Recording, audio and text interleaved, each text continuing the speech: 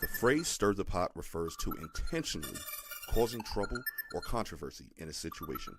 It is often used to describe someone who provokes tension or engages in discussions that create discomfort. For example, if someone says, "Don't try to stir the pot," they are warning you not to escalate a situation unnecessarily. The expression originates from the idea of stirring a pot to mix ingredients, symbolizing the act of stirring up a contentious topic or situation. Well, here at Stir the Pot, that is exactly what This Is Jay, Big Fan Breezy, and Philosophical P specialize in every week. So buckle up for the next 2 hours as the Triangle Offense cooks up that essential flavor. Stir the pot. Come get a whiff. Yeah. What's up with y'all, man? This is Big Fan Breezy Philosophical P. This is JTV. This is Stir the Pot, the podcast. Fwang, fwang, fwang, fwang. You know what I'm saying? Breeze for getting my name correct, man. Let's give him another horn. Word. I'm no longer Caleb Wilson, man. Right, we back with another one, you know what I'm saying? And yeah, man, you already know we got the fresh ingredients, you know what I mean? But first, how you doing, P? How you doing, Jay? What's up with y'all, man? Doing good, man. I can't complain, man. I'm doing all right. A little tired, a little tired. Did you see that Ice Spice after that fight, Wendy's gave it a bag? She was getting the bag of Wendy's. They gave her like a sponsorship deal after Ice Spice got in that little kerfuffle. Are you sure? Right. Show me what you seen, because Right, man, because Okay. your sources, man. Because what I saw, Alright. if you talking about what I think you're talking about, that was dead AI. Fake news. That was AI? If you talking about what I think you're talking about, maybe you talking about something different. Yo, bro. No, AI is Talking about the crazy. shit where she was saying it wouldn't have happened at Wendy's. That wouldn't have happened at Wendy's. No, they show. I'm gonna check the source. I'm gonna see how. Yeah, man. Yeah, because I didn't see what you're talking about. I didn't see that. Okay, because I saw something where they had her like AI Ice Spice in the back of a Wendy's, and she was rapping on some Wendy's shit, but that was fake to my knowledge. But Ice Spice should have a Wendy's deal because she looks like Wendy's. Yes. I just checked it because y'all didn't believe the confirmation. So I checked it and it says, and through Google, you know what I'm saying? It says yes. In short, this is obviously, I'm not going to read the whole thing, but it says yes, Ice Spice has indeed partnered with Wendy's, and the collaboration has been promoted in a new commercial following her viral McDonald's altercation in April 26th. So yeah, you know what I'm saying? I'm just saying, it's just McDonald's altercation. I thought it was a Wendy's altercation. No. It happened in McDonald's. So it happened in McDonald's. Right. He got beat up in McDonald's, slapped on. Yeah, like I saw that. I didn't know what fast food establishment it was, but I just thought it was Wendy's because you mentioned Wendy's and her. Yeah, no, it happened. But I'm saying Wendy's capitalized off of the situation happening at McDonald's. I guess they was on it like that could never be us. Like that would never happen here at Wendy's. You know what I'm saying? Any fast food. Yo, look, I ain't gonna lie. To their doorstep, man. Stop it. Ice Spice look like Wendy. Like Ice Spice. That's what Breeze was just saying. Ice Spice is Wendy. You know what I mean? Yeah, kind of, sort of, yeah. Mm-hmm. Yeah. She is Wendy. Her name is Wendy Spice. Kind of, sort of. Right. Nah, they made one for her. Look, now that's the new Wendy. Oh man. So I just thought that was interesting, you know what I'm saying? Because we always be talking about business and shit. Yo, she's never going back to McDonald's again, so she might as well. Word. That fish fillet ain't that good. After that, she got the bag from Wendy's, but I bet you ain't gonna catch her in the Wendy's. She probably eat. It just goes to show you, though, man. Once you get to a certain place in life, man, you can get the bag for anything. So the objective should be to get to that place in life to where now if some shit do pop off in a McDonald's, Wendy's is knocking at your door wanting to give you a bag. That ain't gonna happen to just anybody that get they hands put on them in McDonald's. It's a lot of people that get hands put on them in McDonald's, and the only thing they getting is a paper towel to wipe up the blood, man. You know what I'm saying? So you gotta get to a certain point in life, and then good things happen even when bad things happen, man. That's the moral of the story to me right there from this one. Mm-hmm. I feel you. And that does make a lot of sense, because just because you get your ass whooped in McDonald's don't mean you're going to get a Wendy's deal. I done seen a lot of ass whoopings in McDonald's. You getting put under the table, stomped out. The shit on Flatbush Junction? On Flatbush Nostrand? Oh, I done seen a lot of shit happen on that particular McDonald's. Ice Spice is the first person to go to McDonald's and get a 2-piece. And a bag to go. Yeah, they usually only serve 6-piece nuggets, but right. 2-piece. She got a 2-piece and took it to go in a bag from Wendy's. How about that, right? That's some crazy shit, man. Only in America, like Don King used to say, man. Only in America. Ice Spice is Wendy. She got the red hair. That shit funny as hell. I'm telling you, Ice Spice is Wendy on the low. Like, that was her. I'm telling you, that was her inspiration. That's her avatar. At some point in life, she had to be Wendy for Halloween. Like, that was her. Had to. I can totally see that for real, though, man. That's crazy. But yeah, like, shout out to her, man. It's always shout out to somebody for getting that bag, man. Like, facts. Shout out to the chat. You know what I'm saying? I hope y'all subscribing to the page. Shout out to Joko Bukanawi. Yo, what's up, bro? Shout out to Daniel Berry Sports Highlights. What's up as always, bro? Facts. He always in the chat, you know what I'm saying? Right. Or he always be showing big love. And just so you know, Daniel Berry Sports Highlights, I'm subscribed to your page too. You know what I'm saying? Facts. You do, and he do got some dope highlights. So he that handle for sure. I gotta subscribe too. You know what I mean? But yeah, though, man. Yeah, what's up? I was just gonna say I don't really know much. If y'all want to keep talking about that. Jay, I just want to be honest with Jay, because he sent the song in a group chat. I was just about to talk about that. That's literally what I was about to switch it to. But yeah. You heard it? Did you listen to it? Yeah, I mean, I took a listen. What you thought about it? It's kind of what I expected it to be. Like, you know what I'm saying? I don't go to a bar and order what did you order that one time, man? Like the Shirley Temple. Nah, he's like, let me get a whiskey and Coke, or whiskey and ginger something, whole of whiskey. Like, he ordered that shit from a bar. You know what I'm saying? So that's why I started that off to say I don't go to a bar and expect something different. So when I hear Drake's song, I expect to hear Drake stuff. So you know what I'm saying? Even about that LeBron bar, that shit was tough. He said, I seen you in the arena. I knew you do that because you always switching teams up. I said, oh shit. No, but he's coming for LeBron. He's sensitive, man. Sensitive thugs, y'all all need hugs. Like that's when I hear a lot of his comeback tracks to people and diss tracks to people, that's the first thing that goes through my mind is sensitive thugs, y'all all need hugs. Cause he always in his feelings about something, man. Like, yo, I get it. You make music for the females. That's when you're supposed to be in your feelings, because that's what that type of music is about, is for feelings and stuff. But when you spitting at dudes and you going at dudes and it's that type of music, man, get out your feelings, bro. Just spit some realness, man.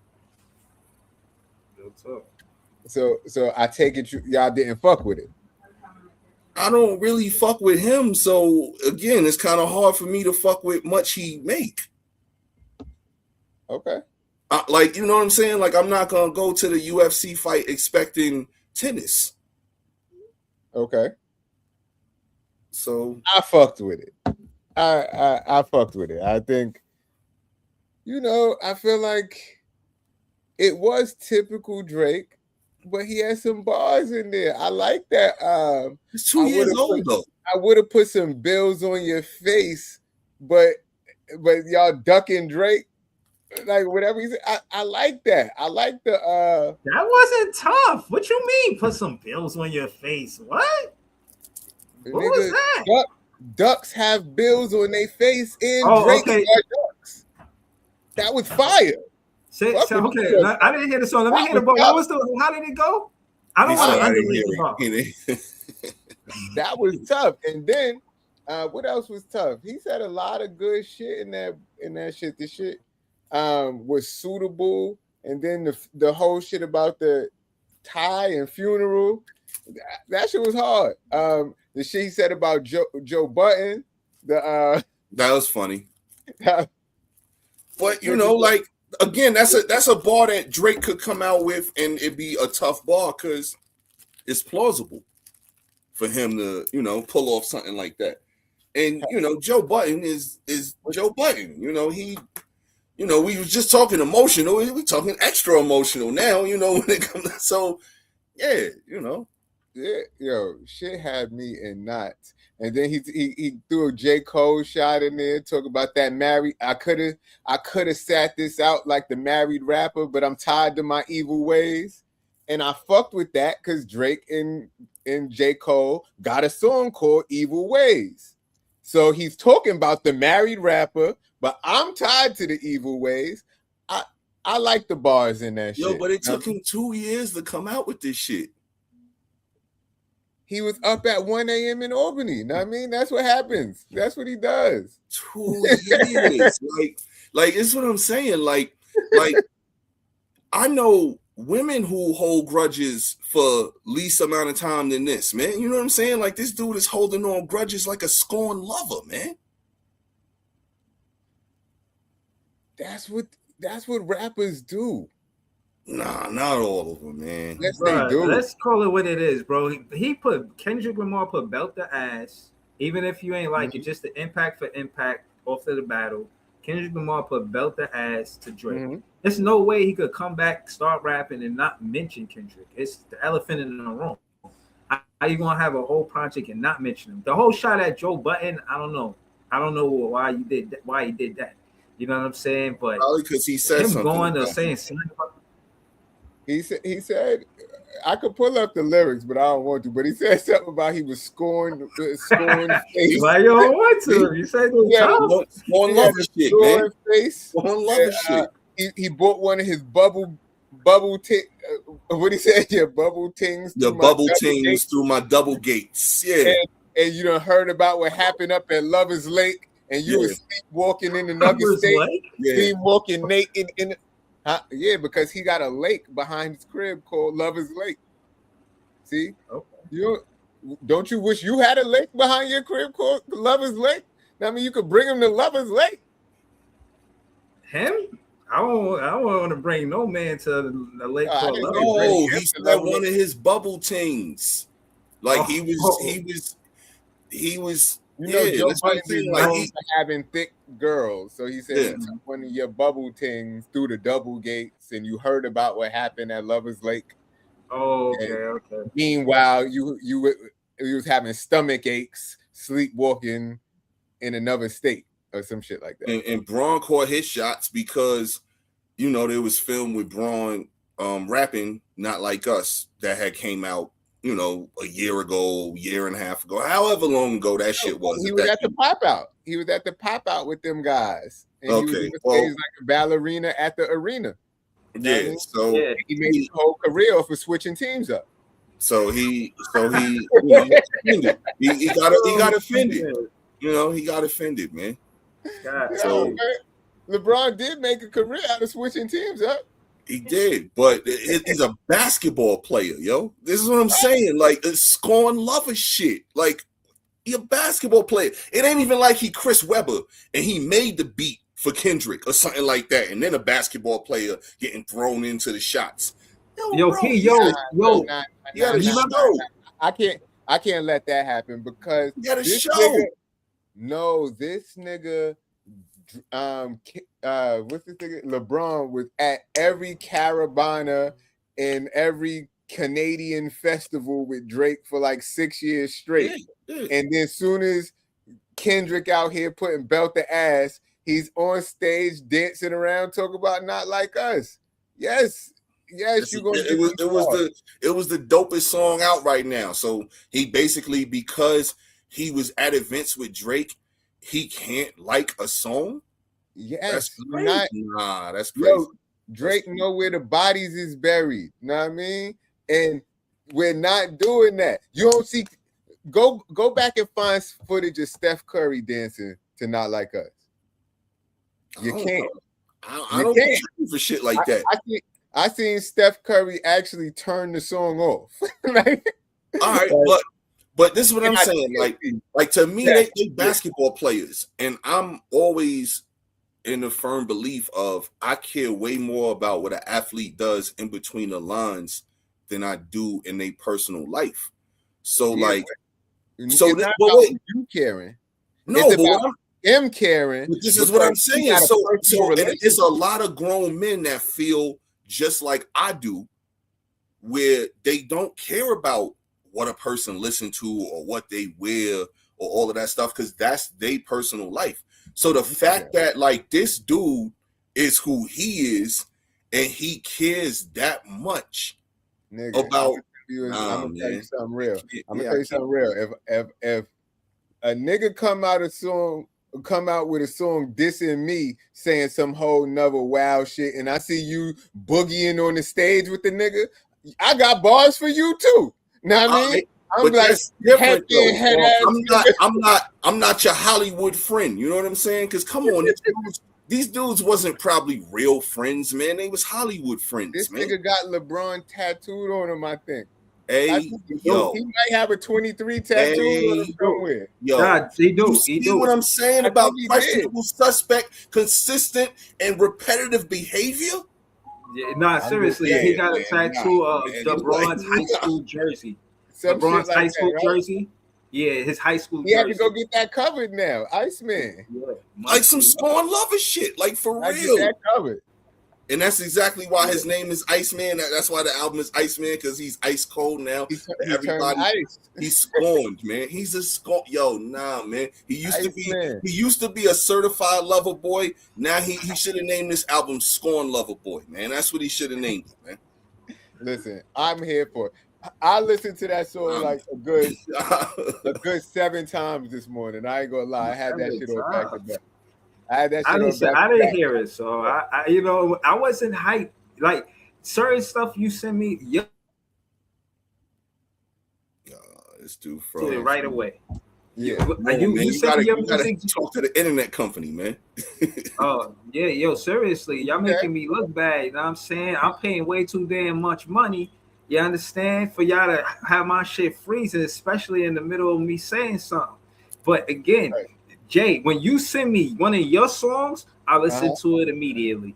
The song you sent me with Rhythm with you, Jay and Tommy, I listened to that as soon as you sent it. When you sent this song, I was kind of like, I get to it when I can. I'm kind of busy right now. You know what I'm saying? Like I didn't have that same effect for me. You know what I mean? So like even now, like I feel kind of bad because of the podcast. I didn't hear it, but it's like. I get around to it, you know what I'm saying? And I just feel like it was real belt the ass. Kendrick, hey, belt the ass. He's got to say something about Kendrick. The whole thing with LeBron and Joe Budden. Now, yeah, I agree with you, Jay. If you see him doing the crip walk to his shit, you know what I'm saying? Why they on it? Come on, man. So yeah, I get that. As a rapper, you're gonna do that. But the Joe Budden thing, I guess Joe Budden is heavily opinionated about Drake. They always asking him about Drake because of the whole Rory and Mal situation. I think. Mal supposed to have this relationship with Drake. He always saying something to back Drake, and that relationship. So maybe that relationship between Mal and Drake is why he went at Joe. You know what I'm saying? So I could see why he did it. Now we break it down. Joe and Drake have had a tumultuous relationship for a long time. Like this nigga Drake was saying that Joe Buttons was one of his favorite rappers because he's also an emotional rapper. They had a little something over to Tahiri back in the day because Tahiri was supposed to be messing with Drake. It was something like that. and just Drake. Joe always got opinions on Drake on his show ever since Views. Like one of the Joe Budden podcast most popular clips ever was when he was saying that Views was whack. And he was like, I listened to it. I drove to Virginia and I listened to it all the way there and all the way back with the fucking t-shirt with the and he was saying that shit was trash. And then he went back on his statement from saying it was trash after that. But everybody just remembers the one where he said it was trash. But hey, I'm not expecting y'all to like it. I just sent it to y'all to see what y'all thought. All right, I gave it a listen. I thought he had some bars in that shit.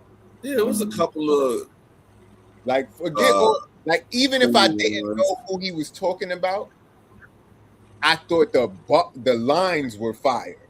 Like they don't matter. It was a couple of cool things here and there, but like I said, man, I wasn't expecting no 5 mics.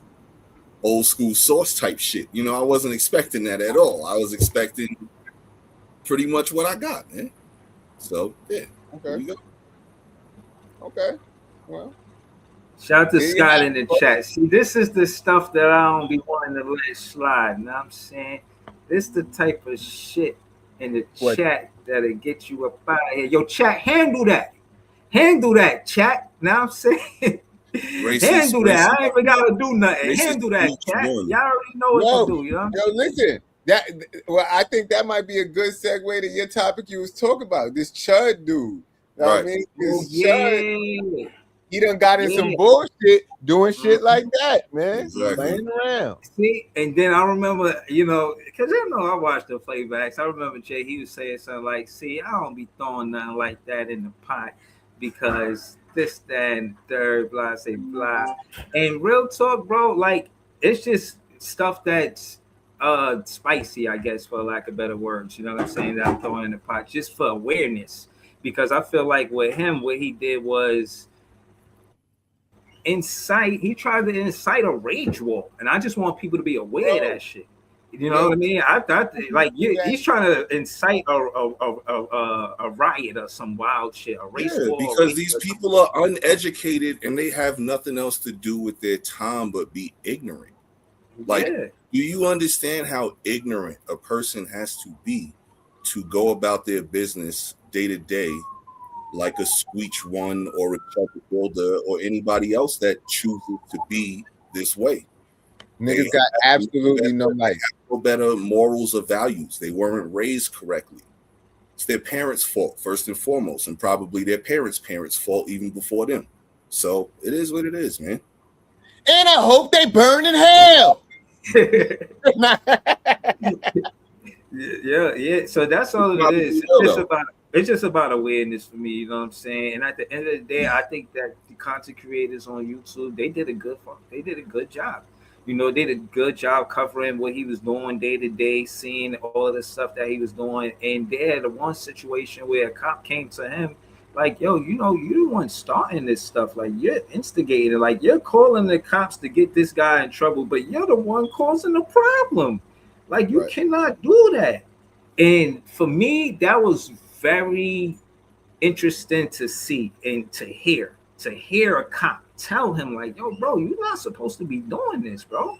Like you on film too. Like, we know what you're doing. The cop, I don't know if you know, but the cops watch social media. Did you not know that? Did you not know we know that you the one instigating these situations? Like, you're not supposed to be doing none of this stuff. Like, why are you even doing all of this? Well, I'm not sure if everybody is aware because I'm not aware. What happened? He shot somebody. He survived. He shot a black African American. He lived. He's in stable condition. He shot himself some way or another. I don't know the whole story, but he grazed his own arm. I don't know how that happened, but the black man that he shot is alive. And from what I hear, cops told him some shit. What the cop told him? When did the cop? Stuff we was talking about last week about him. But that was a different incident when he was at a gas station Okay. Like he was getting into it with these guys at the gas station, and it was just like, you know what I'm saying? I think one of them spit on him, and then I think another one slapped them or something like that. And the cop came to him like, "Yo, you're inciting these situations. Like you're the one that's instigating these situations." You know, and I heard that from the live that he was on, that Chuck was on. He was, talking to the cop, and he was saying that. So I just think that, you know what I'm saying? I'm glad that people seen it for what it was, and he didn't fool people to get into some race war because he out here doing this dumb shit. Like, you know what I'm saying? And I think it's over for him. I think after this situation, I think they said to the crime that he committed, because that's what it was. He being charged for that shit. They charging him. He shouldn't be getting no bond or nothing. He should be in jail as we speak. You know what I'm saying? That's a whole criminal right there. You know what I'm saying? Yeah. What I'm trying to see what I saw Trap Lord Ross talking about it, but I didn't get a chance to watch the whole video. But when I saw it, I was like, "Oh, this the dude that Breeze was talking about last week." But it's just like, if you are provoking people into doing stuff and then try to retaliate against them for after provoking them, you should be charged for whatever you need to be charged with. So I think they said they got him for attempted murder, and the evidence is probably clear because all these people is doing is recording all of their crimes. So and instigating it. That's the one thing. It's not even like you could say his side versus his side. They actually seeing it. Like you're like recording it as you do it. Like all of the evidence is there. Like I think he get locked up. I think he get locked up, and I think Kick did good by saying that his lives wasn't permitted on their platform. Kick is a streaming service. They say, yo, you can't do that on our platform. So shout out to them too for, you know what I'm saying, standing up saying like, yo, you know what I mean? Yeah, we want to give you freedom of speech, but you out there starting trouble. Like that's something different, you know what I'm saying? Like so it gotta be some type of guidelines that, you know what I'm saying, people gotta follow when you out there streaming. You can't be out there, you know what I mean, promoting violence, basically. Because where was this? How, like, I guess this is for lack of better words, the man lived, and that's what you would want to happen. But like, what was like? Where was it going to lead to? Like, it was going to lead to that. I think they gotta make an example out of Chud, and they gotta sit him down. They gotta say like, you know what I'm saying? You can't try to don't try to sweep this under the rug. Give him some bond where he get bail and then he back on the streets. Nah, you gotta make an example of him. You can't just incite racism and race wars. That's what, in my opinion, what he was doing. Like, where was this? In Texas, right? In Texas, yeah. I don't know, bro. Like, see what happens, man. You can make an example out of them, but is it gonna stop people from doing the shit that they do? Absolutely not. Like, and being a troll is like something that people do these days. They like to rage bait people. Rage baiting is a thing because it's a thing, especially on the internet. Right. So he was one of the people doing it in real life and then recording it to put it on the internet. So I guess that's still on the internet, but people like to rage bait. People like to get a rise out of you. That's why I think you can't always give people the reaction that they want. But sometimes you got to give them the reaction that they want. And it just depends on if you got time today. Like, I got time, cuz. Today I got time, cuz. Do you got time today? Right. Cause some days I'll be having time. Huh? Some days I'll be having time to talk shit. Because depending on what I'm doing, because I was about to ask y'all the same thing. Like, if that dude would have came up to you with that shit, how would you react it? And I feel like it depends on where I'm going or what I'm doing at the time. Yep, what I got going on at that moment. Exactly. Yeah. If I'm on some professional shit and I'm trying to handle some business in and out, I ain't got time for that shit right now. I'm going about my day. Yeah. Like, but if it's a different situation, then maybe I turn might into a have a nigga little moment. fun today. Like, yo, word, Leaf. Word. Time today. Like it all depends on the Today situation. I got time, cuz. Right. It all I depends love on that video. situation. Like, Nigga said, Try to leave. the other day you tried to walk up on me asking me how gangster I am. And that day I was on some chill shit, but today I got time, cuz. right. I'm gonna keep it G real with That's you, B. forever, man. Right. But nah. Me, to answer your question, yeah, What? it would be that. It'd be contingent on what's going on. If I'm on my way to work, like, bruh, like you an asshole. I probably just curse him out of some shit like that and just say whatever because I know he on camera and tell him like kind of what I said. Yo, stop race base. Don't try to start no race war. Fuck you, you soft. Da da da da. But I ain't really getting in no fisticuffs with him. Not on my way to work. Like, fuck out of here. Like, Right. no. What about on your way home from work? Yeah, on my way home, it's a little different. So I got a day off or some shit like that. Like the next day I got off, then I feel like, yo, I might have time for this shit. You know what I'm saying? Like, because I mean, if I get, a little situation, I got like a day or two to figure shit out. You know what I mean? But or it could be a long day at work where I had to probably pull a double or some shit like that. I just want to get home and spin up. You know what I'm saying? So it depends. You know what I'm saying? It's all. Nah. That long day, Might make me whoop your ass because I've been right. It depends on what type of long day. To hit something all day too. It depends on what type of long day. Like, yo, I had a long, frustrating day. Oh yeah, it's time to get some extracurricular activities in real quick, man. Word. Let's do some furniture moving, man. Come on. Word. Is this really what you want? But nah.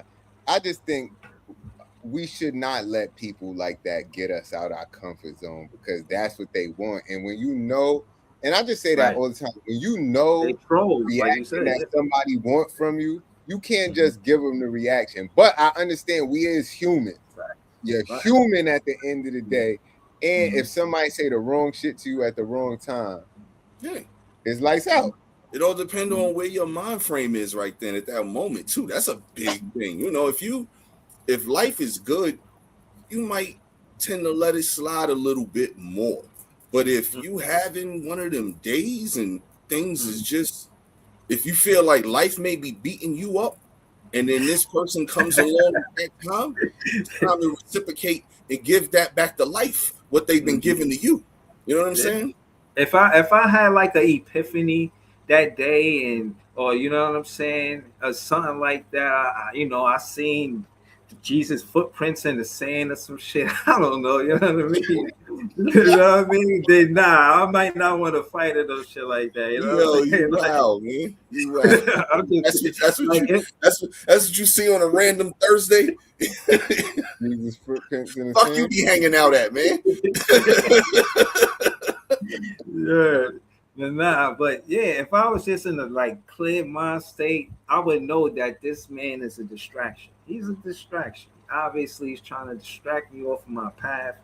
I'm gonna stay focused and get where I'm going. You know what I'm saying? So yeah, it really do depend on the circumstances of your day. Like that's some serious shit for it. But yeah, I don't think he coming out. He ain't beating that charge.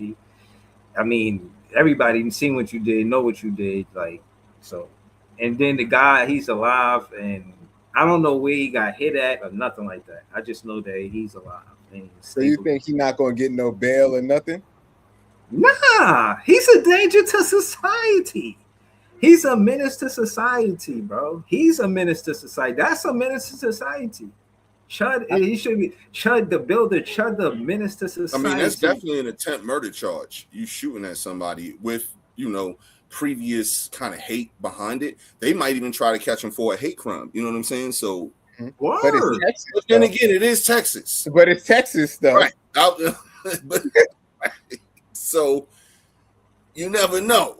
The laws might be a little bit different. It might be a little bit different down there in Texas. Listen, and in Texas, you might get the right judge for that type of shit. Uh-huh. And that's fucked up, but the right or the wrong judge, depending on how you look at it. Honestly, you know. Yeah. So I don't know, but fuck him. You know what I mean? Yeah, and also and people like that. Same thing goes to those that think like him. And on that note, yo, did y'all see Complex drop the list of the top 50 black TV shows of all time? Nah, I ain't see that. list. Yeah, bro. Complex dropped the list. I'm about to, matter of fact. I know Martin gotta be top 1. Top 1? Nah, it's actually number 2. Okay. He was close. Yeah, he was very close. Word. I'm gonna shoot this in the chat real quick, and then y'all take a look at it, and you know what I'm saying. I got Cosby's Different World. I said Different World. Yeah, it is Different World. I'm confusing Different World with Different Show. Yeah, Different World is up there. Different World is number 10. Top 10. Yeah, man. Yeah, what about you 2 for 2 right now in the top 10, man. Come on, keep it going. Don't look at Don't look at the list. Don't look at the list. You rolling. I ain't gonna look at the list. The list right here, I'm gonna put it down. You rolling. Let's go. Let's get Family another Matters. one, man. They got Family Matters in there. Top 10, nah. Oh, but it is number 16. Right. What about the Fresh? Think better than Family Matters, bro. You missing a couple that's easy right there. The Fresh Prince. They gotta have number 3. Number 3. This is like Black Family Feud. Right. Let's go, Breeze. You killing it, bro. You killing it. You 3 for 4, man. Come on. Hold on. I said the Cosby's. I said the Different World. You ain't said Cosby. You ain't said Cosby yet, but that was up there. That's number 4. Oh, they got Living Single up there. That's number 8. He cooking. He cooking. Okay. They got In Living Color up there. In Living Color is the biggest omission not on this entire top 50. Yeah, and I want to get into that shit once you finish this. It didn't even make the top 50. That's egregious, man. Wow, bro. Oh, wow. I ain't gonna lie. I thought that was 6 or something. Wait, hold up. Get the fuck out of here. In Living Color not on this list. This but shit they got didn't even that make new the bum list. ass Bel Air up there. Yo, it got so much shit on here. But hold up, Breeze. Come on. I know you can name at least 1 or 2 more. I know you got at least 1 or 2 more. I said Family Matters with Urkel. I said that one. Yeah, that's 16. I said Living Single. Yeah, that's 8. Okay. Think a little bit more recent now. More recent. And think a little bit more recent, and think of 3 of them are serious shows, dramas. More recent.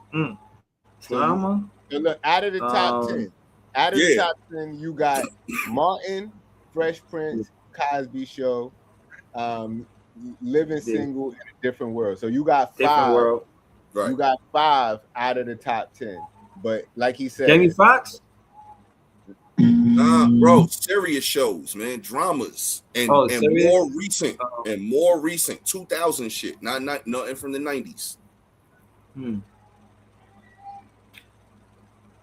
drawing blanks. I ain't gonna lie to you. The Wire, Power, and Snowfall. Damn, those all Boondocks.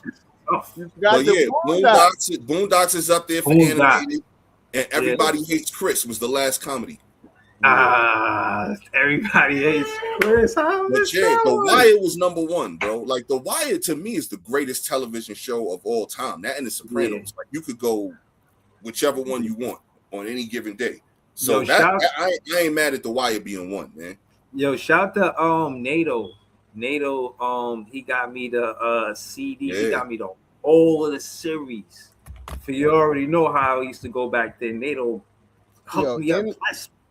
And when I tell you I binge watched that shit, bro, I just was like engulfed in that shit, bro. Like I binge watched that shit. It was like on my day off, and I never seen it. And I didn't the whole time where you gotta wait from week to week. I didn't follow it like that. I wasn't following it like that. And when I watched it, it was like no commercials, no week to week. I'm just binge watching that shit, bro. I'm falling asleep the episodes, waking up, gotta rewind it. Like at work, I'm thinking about it. Get home, like, bro. Yo, Yeah, no bullshit. I that's rewatch up The there, Wire bro. like once every 2 or 3 years ish. You know what I'm saying? Like I'll go back and rewatch the shit from season 1 all the way through. And you know that shit'll take a couple of weeks or whatever to watch it because I'm not watching it straight through. But Right, yo, right, every 2 or 3 years, I got to, man. Once yeah, every 2 or 3 years, bro. Bro, That shit is timeless entertainment, man. serious. I It was can't even based on a true focus story. on what y'all saying because I'm looking at the shows that's on here and in Living Color. And Living Color is not on there. Like, what the fuck is Sisters? What I was don't what even was know you some gonna of say these about shows. that, P? Because I I don't wanted to even know some of girl these say shows, about man. Living Color not being on there because Yo, in Living Color was I swore that groundbreaking. was on there. Groundbreaking show. Greenlee, All American, Black It launched the Lightning, career of so many people, and that What shit the ain't fuck? even on this list, man. House of That Pain shit. is trash. Yo, the fact that this shit was like so well put together, all of that talent on there, you know what I'm saying? Yo, they launched movies after that. Like, yo, bro, that shit is a crime that In Living Color is not on it. And like, to me, I think that In Living Color doesn't get the respect it deserves as a whole, because if you think about it, you can go find like anything anywhere and rewatch the shit all the way back from the 70s. You know what I'm saying? Maybe even the 60s, some of that shit, black and white stuff. You know what I'm saying? But you can't find In Living Color nowhere, bro. I've tried to find that shit anywhere. You know what I'm saying? Like my TV, you throw a title into the search bar to shit and it pulls up like all your options for streaming and everything like that. When they come down to sketch, where they had such a stronghold on sketch comedy that they could still be doing it now.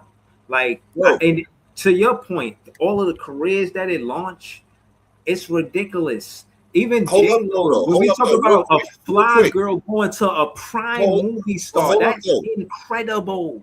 Bro, even more incredible than any of that. And this is the fact that people are missing this. Yo, In Living Color was the first thing to ever take down the Super Bowl halftime show, because they came out with their own halftime show and everybody switched from the Super Bowl. Instead of watching whatever that shit was, they switched over to watch the In Living Color shit, and then they switched back over for the second half of the game. Do you understand that after that happened, the NFL had to completely rework and rethink their whole approach to the Super Bowl halftime show? And what happened the very next year? Do you remember who did the halftime show the very next year? I'm guessing, but I think it's Janet Jackson. Mike. It was Mike. My fault. And he killed it. They had to go out there and drop the bag on Mike because they like, yo, we not letting a comedy beat us again for the halftime show. Like, fuck out of here. So that's how monumental In Living Color is. It changed the NFL fucking approach to the Super Bowl halftime show. So shame on y'all, Complex, for not fucking doing the right thing. Cousin Skeeter, get the fuck out of here. Some of this garbage on this list, man. Yo, but hold on. No, but man. But like slowing it down to what you said about and you being the data guy, like you were saying, right? We're gonna break down the numbers. Now we know how much commercials cost in halftime. We know how much that, I mean, to pay attention is the biggest money, right? Paying attention. And in that span, I think it's 15 minutes. In that 15 minutes, we talking millions of people turning the channel. That's tough. Like, whatever you had going on, it's still going on. We know it's going on. But while you're not holding our attention until it comes back on. And like you said, that's why they dropped the bag on Mike. And again, that changed the blueprint to how they had to do things. They made them pivot. If they didn't pivot the way they did on the business side of things, bro, like everything changed after that. The Budweiser commercial, everything was about the commercials. And again, it's all because of In Living Color doing what they did in 1 year. Bro, they were iconic, bro. They're making the list is I don't know. I'm salty about it. They are the list. Like when I saw this shit, I'm like, the first thing I thought was, how the fuck is it not in the top 10? And then I start going down the list, and I'm like, wait a minute, what the fuck is like they didn't even make the list? And then I'm seeing, like I said, Cousin Skeeter, Black Dynamite, like some of this garbage on here, man. Black Lightning, All American, House of Pain, Keenan and Kel. Like Keenan and Kel, yo, do you understand Keenan and Kel and all of that shit wouldn't even existed if it wasn't for In Living Color? Right, the Wayans brothers wouldn't existed if it wasn't for In Living Color. Like, thank you, thanks. Yo, and I think that was intentional. There's no Chappelle show on here neither. L.A., BMF, the Chappelle show. There's no Chappelle show. The Proud Family, The Game. Like, come on, man. Smart Guy. Not the BET shows better than some of those shows is my shit, but still not better than In Living Color. None of these shits is better than In Living Color. In Living Color not making that list is an insult to In Living Color. You know? Right. Like, honestly, In Living Color could have easily been in the top 5, man. Easily. Yeah, for sure. I said 6. I wouldn't argue 5. They got powerful In Living Color. I'm taking out Fresh Prince for In Living Color. Mm-hmm. Yeah, I'm taking out Fresh Prince for it. Because I think Fresh Prince is too high. I don't think Fresh Prince should be over the Cosby Show at all. Nah, Fresh Prince and Martin need to be right there next to each other. Cosby Show, bro? Nah. The Cosby Show was... Nah, bro. Again, the impact the Cosby Show had. Cosby Show, you can argue the number 1 black TV show of all time because it was the first TV show that we were portrayed in a positive image. There was no step and fetches shit. There was no racial undertones about us. It was a doctor and a lawyer thriving with a family that were pretty good kids for the most part. Nobody was doing no wild shit. Like the Cosby Show. No, that's what I'm saying. Cosby Show could be 1. That's what I'm saying. It could be over Martin too, or Jefferson's right was Wire. One of those. Jefferson's was 13. Money Mike. Yeah, Jefferson's is tough too. But to your point, Pete, I agree. And the relatability of just the friends coming over, or just the way they were as siblings with one another. You know what I'm saying?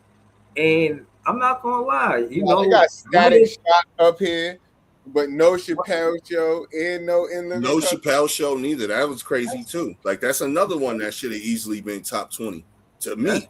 Like there's comedies in here that I'm sorry, man. Chappelle Show, I'm taking Chappelle Show over Moesha. Bro. I'm taking Chappelle Show over Family Matters. I'm taking Chappelle Show over Bernie Mac. I'm taking Chappelle Show over all of these comedies, with the exception of maybe Martin. Bro, House of Pain, Greenleaf, All American, Black Lightning. Yeah, Complex dropped the ball on this. Love That Girl. I don't even know what Love That Girl is. A lot of these I never heard. Tyler Perry could go. I never heard of that. Like a lot of these can just go. Like I do know that some of them, like the Proud Family. I never watched the Proud Family, but I know that's a lot of people's childhood. Yeah, I ain't mad at that for being on the list, but but some of them could just not be on the list. I'm not mad at Blackish for being on the list. I'm not mad at Wayans Brothers. I'm not mad at Rock for being on the list. Shout out to Rock. That shit was a good show, man. That was a good one. Where was Good Times? Good Times, was it on there? Good Times was 12. Okay, yeah. They had the 70s trio all lined up back to back. Sanford and Son, Good Times, and Jeffersons went 11, 12, and 13. Sanford and Son is my shit. I could throw that shit on that shit, man. Yeah, I used to always watch that. I had the VHS to that shit, or the DVD, one of them. No Mr. Cooper. I don't believe Atlanta was. Oh yeah, no hanging with Mr. Cooper. Yeah, Mr. Cooper should definitely be over a lot of these corny. Yeah. Yo, Cousin Skeeter, man, get the fuck out. I still, man, come on, man. That show is stupid. As Yeah, hell. what about that show with Flex and I think what was her name? 1-on-1, that's on there. Yeah, that's on there. Okay. 1-on-1 is I could have went without that show. 30. I think I won't say I would have went without it, but I would say it could be lower. Like 30, I don't know. Like but, BMF, nah. Bel Air, nah. I don't even know what Yeah, Queen. Bel Air could get the fuck out of here. Like original Fresh Prince, yes. Bel Air, I'm not sure about. It's definitely not one of the best black shows of all time. What about that show with Eddie Malcolm Jamal Warner and Eddie Griffin, Malcolm and Eddie. They names. Nah, it ain't make it. Okay. And I don't know if it should have, but it still could be higher than I wouldn't some put that in. Jamie Foxx is 22 to add to your answer your question, Breeze. It's up there, but it's 22. My wife and kids is 21. How about that? I think my wife and kids could be higher. I could rock with. I could see it being around there. I think my wife and kids is because I'm taking Family Matters and Bernie Mac over my wife and kids for sure. But Insecure, Moesha, and Atlanta. Yeah, I'm not taking those over. Like I really Atlanta was watched funny. Atlanta though. To be fair, I really haven't watched Atlanta. Bro, you gotta watch that shit. That shit is funny, but it's not. It don't got enough seasons to be as great. I think it got like 2 seasons or 3. 227 is up there at 46. Shout out to 227. What about The Rock? Shout out to The Rock. Shout to Money Mike bringing up some good honorable mentions. Different Strokes. Different Strokes ain't up there. I don't think they consider Different Strokes a black show because it was a white lead. Still drumming. Yeah. But I like that The Rock is on here. I like that The Rock. It's just Rock, man. It ain't The Rock, bro. This ain't Dwayne Johnson we talking about, man. Right. And I like that 227 is on here. Smart Guy should not be up there, man. I'm sorry, man. Yo, nah, I fuck with Smart Guy, man. And wait, is the real because Sister is up there? They got the spinoff. Sister is 23. Smart Guy could be a little lower though. The Parkers is up there. Keenan and Kel, Soul Food. Yeah, man. This list is I don't good, like but it's horrible too. Yeah, the top 5 I'm cool with.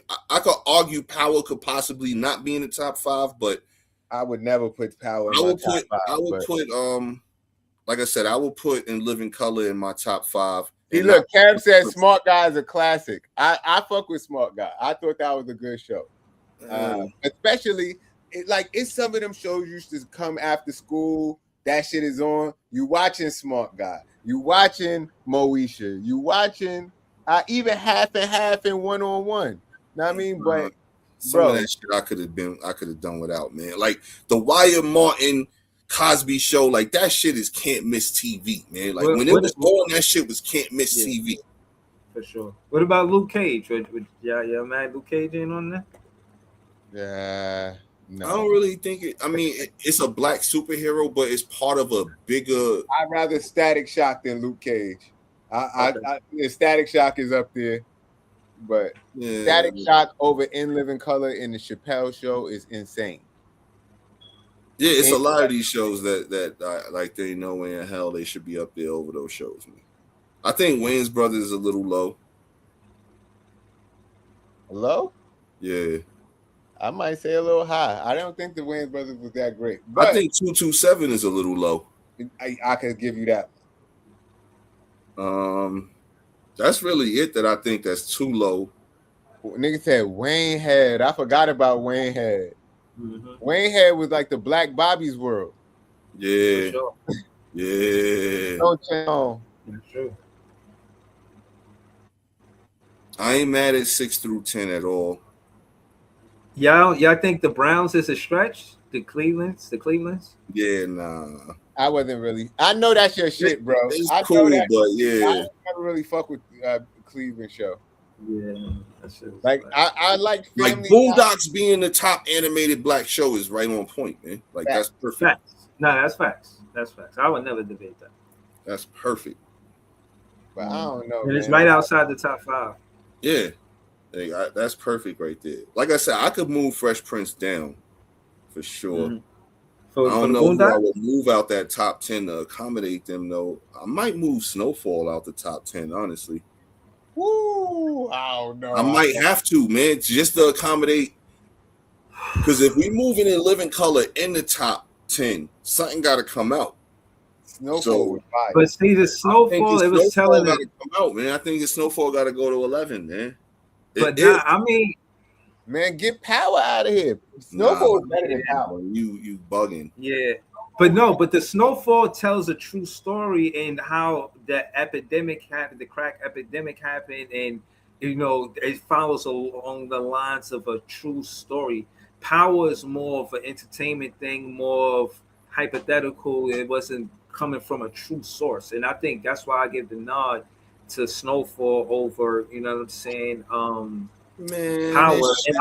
And I like is Power, Hollywood, but man. This shit is Hollywood, man. Fuck that real life shit, man. I ain't tuning in to watch no real life shit. I'm tuning in to watch some shit that I know can't happen in real life, man.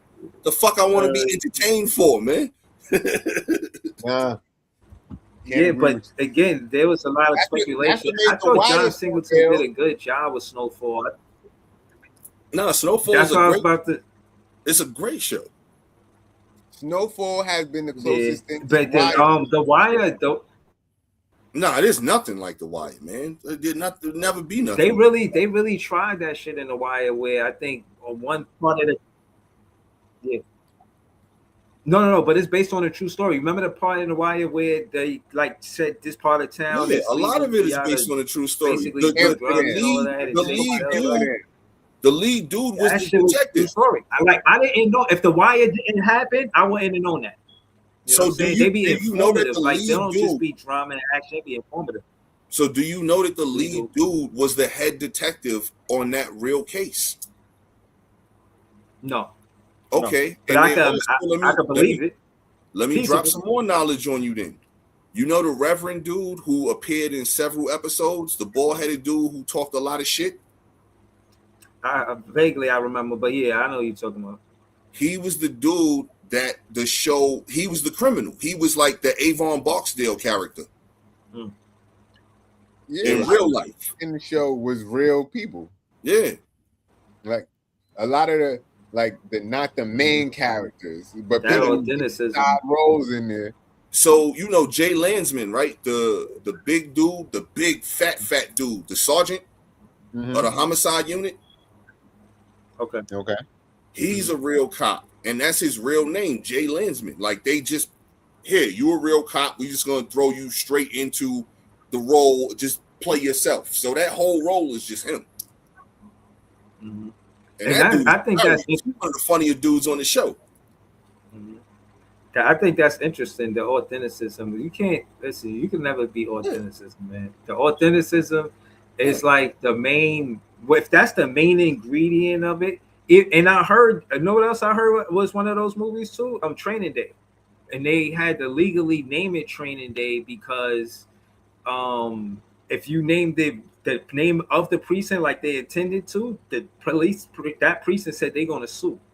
They was saying yeah. So that shit was based on a true story too. You know what I'm saying? I like based on a true story shit. Like, don't get me wrong, bro. I love that shit because I love documentaries. But when I want to get my Hollywood shit, I want to get it from TV and movies. I don't want to get it from, let's say, Drake. You know what I'm saying? Like, I don't want to get that shit from music. I want to get that shit from TV, movies. That's the way I want to see the Hollywood shit, man. With rapping, I don't want my Hollywood shit there, man. Okay. So all right, so we started this because about Power and Snowfall. So you got Power over Snowfall? Yeah. Okay. No way.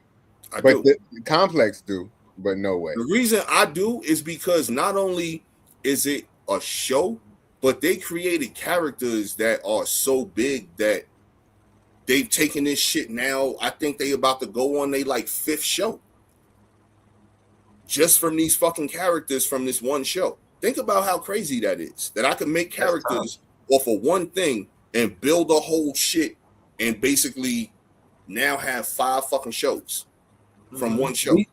Yeah, we spoke on that. I think 50 That's Cent character really is. development like a motherfucker. And to Yeah, me, I love that shit in shows more than movies, because in movies you only get an hour and a half, 2 hours. But if I'm Yeah. watching something that's 4, 5, 6 seasons, I want to see these characters develop. I want to see them go through different shit.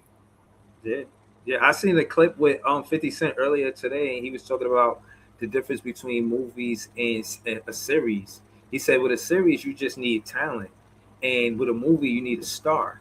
If you're gonna sell this movie, he talking about the business side of it and how being able to sell it in a minute and a half and a clip and whatnot. And He trailers. basically, like, yeah, in the trailers, he basically saying like, yo, with the talent with the series, it's more the talent that they focus on. And to your point, this is where the character development comes in, because if they're And the talented, writing too.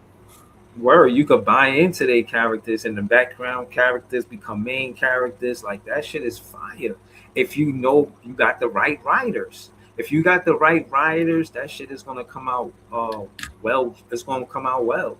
And 50 Cent, I just think ultimately behind the scenes, when you listen to his interviews, you see how his perspective is. He speaks on how he wrote his character out because it's less work for him. He's like, yeah, I didn't even want to make myself the main character. Like, he could, like, he's in the writing room with these guys. And again, we speak to the authenticism of shows. We know, being from New York, we know the authenticism of 50 Cent. So I'm saying that to say that he's in these writing rooms, and he said he wrote his character out.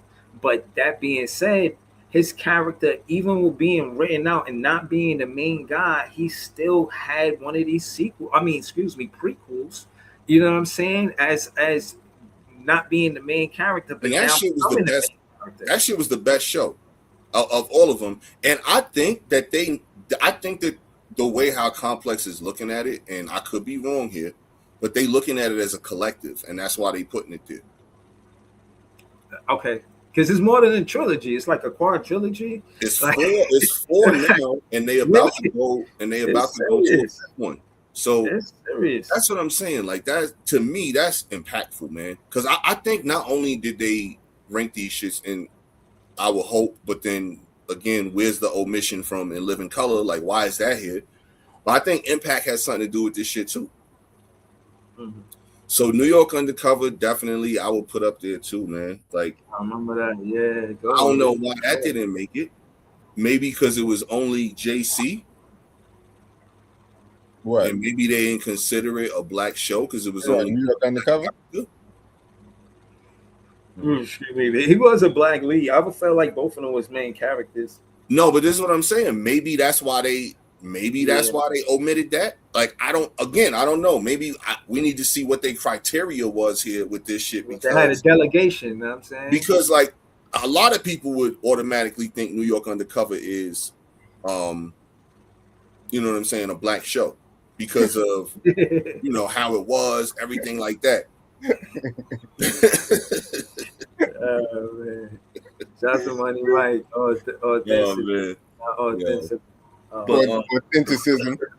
telling you, this nigga Breeze is a word inventionist. But I don't know. I don't know why they didn't put that there though, man. Maybe that's the only thing I could think, because it was 3 lead characters in the beginning, and one was black, one was white, one was Hispanic. And then as the show grew, then they had more lead characters in there, but again, it was another Hispanic and then another white lead with the white dude with the goatee. I can't remember his name for shit. Y'all know what I'm talking about though, right? Yeah, I don't remember. You remember when Sun came on? Nah. It was with them too. When it was the same time that they got Moreno on there, like the next season. See, y'all don't know.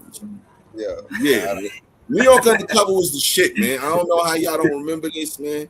Only thing I really remember about it is I actually watched some episodes not long ago. Malik Yoba and my other son, I can't remember his name. I remember Moreno, and then I remember Rayo and B Bills and Auntie. Oh, you talking about Eddie Torres? His name in real life. Torres, His name in real life is Michael De Lorenzo. Okay. You know where he got his start, right? In Living Color? Nah, Fame. Everybody started on In Living Color. Nah, Fame. Remember the show Fame back in the day? Yeah, kinda. Yeah, he got his start on that, and he was actually in the Mike Jack video. He was in Bad Okay, I remember that. or Beat It. Shit, which one was it? One of them. I remember Yeah, that. it might have been. No, I think it was Beat It. I think it was Beat It, or it might. Damn, I can't remember. Whichever one came out in '80, I think 3 or 4. Yo, this nigga Prince is funny for saying Michael Jackson. Yo, He was Money supposed to Mike. be, he That's said he was supposed to be on question. one of them songs, but he said the first lines to the song was "Your butt is mine." He's like, "Who you gonna be talking to? You ain't talking to me." Yo, I like that question right there because that's the greatest question in TV debate history to me. Yeah. See, I For gotta real. take my time with this. Is a I lot to can't. I unpack. can't pick. I can't pick, man. It depends on what mood I'm in that day. Honestly, I'm going to Wire. I'm sorry. nah, I can't pick, man. I'm going to Wire. I can't pick, man. Sopranos, man. Every week you was wondering who was about to be next, man. Whose head was gonna be chopped off and put in a bowling ball bag next. You know what I'm saying? Like that, yo. When they did that shit to Ralphie's head, man, and then buried it with the crane. Come on, man. That shit was television history, man. First time in TV you seen somebody's head get chopped off like that.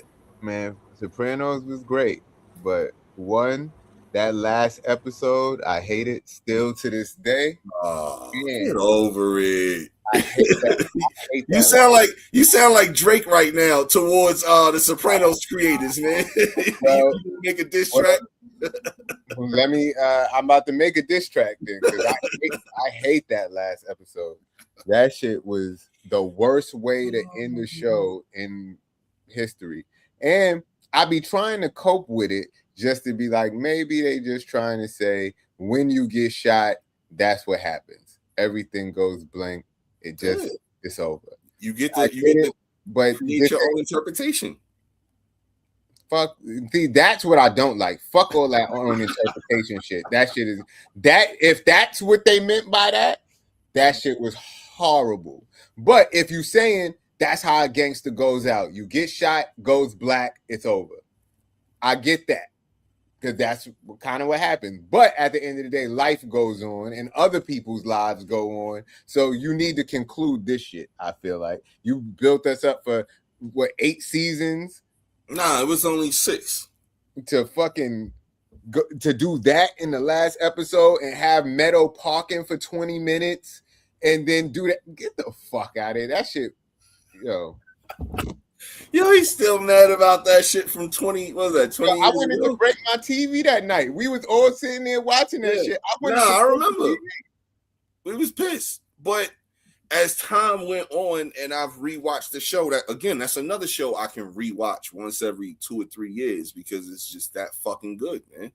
It's a great show. Anytime I get to that episode, I know it's coming, and I've basically told myself, all right, I've looked at it from this angle, and this angle before. Let me try to look at it from a different angle. And every time I look at it from different angles, I see different things. And that's why I come. I'm not saying that this was their design when they did it, but I've come to the conclusion that they've done it to, hey, this is one of those shits where you get to end the story however you choose to end the story.